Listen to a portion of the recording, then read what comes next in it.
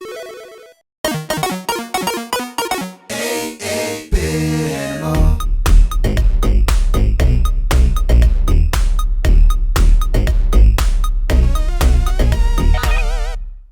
you doing, good people? This is the 8-Bit Animal, and today we're going to talk about a superhero game where the guy isn't necessarily a superhero. He's just a guy that wants to follow in the footsteps of a superhero. Also, he doesn't necessarily have powers. He's kind of like a broke Batman with less talents for detection. It was developed by Beam Software and published by the Ultra Games label. If we remember, Ultra Games is a spin-off of Konami, something that Konami did to kind of bypass the limits on how many games you could develop a year for the NES. Konami started Ultra so they could just double up. The first two Ninja Turtles games were by Ultra. Sid Meier's Pirates was published by Ultra. The two Metal Gear games on the NES, Mission Impossible, a lot of stuff, and this game.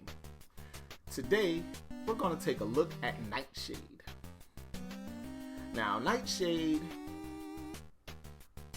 plays a lot like a mix of Maniac Mansion and a beat 'em up, one-on-one beat 'em up,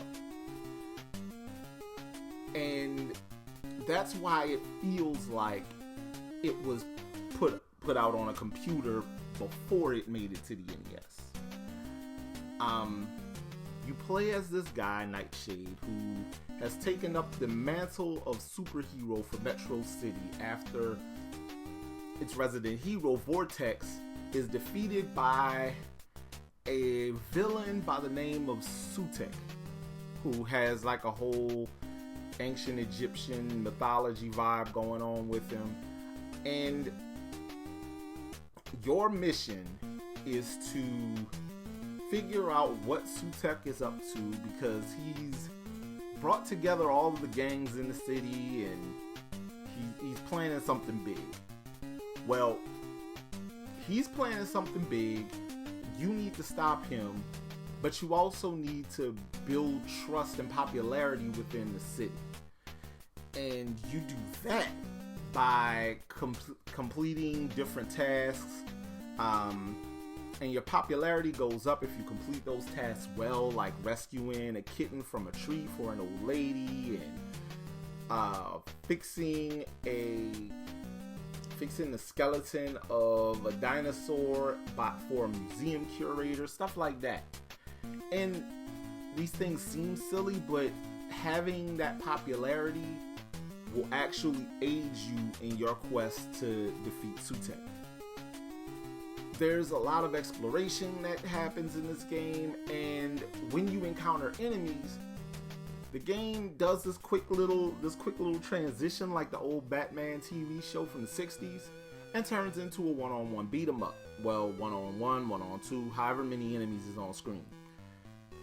That part is kind of cool, but it's actually a little jarring because everything is so slow at first, and then it jumps into this fighting sequence, and the fighting scenes are a little faster, and it can kind of throw you off.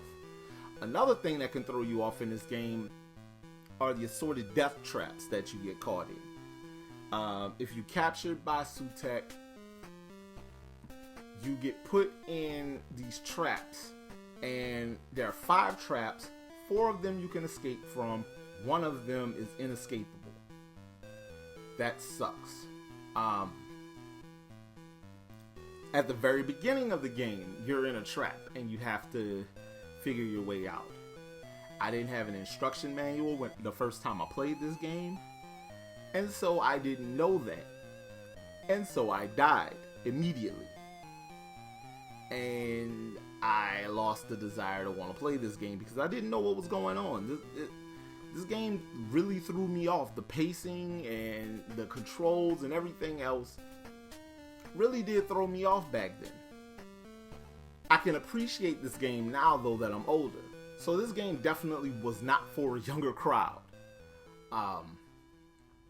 But Nightshade is an okay video game. It shows a lot. It had a lot of promise, and it showed cool things that Beam Software was capable of doing. This game is actually really cool. Now, if you decide you want to get a copy of Nightshade, physicals, the range is about $30 to $50. You might find an outlier for about $25, $23, something like that. But by and large, loose carts go between $30 and $50. Complete carts go for about $150 on up. But yeah, this one might be worth the $30 for the loose cart. I don't know. If you can find it cheaper, definitely get it cheaper though. But yeah, figure out a way to play this game. The conversation system, the puzzle elements, searching different items to get items to solve stuff later on in the game. It all feels like Maniac Mansion. So if you like Maniac Mansion, you might dig Nightshade. This has been the 8-Bit Animal, and I'll catch you beautiful people tomorrow.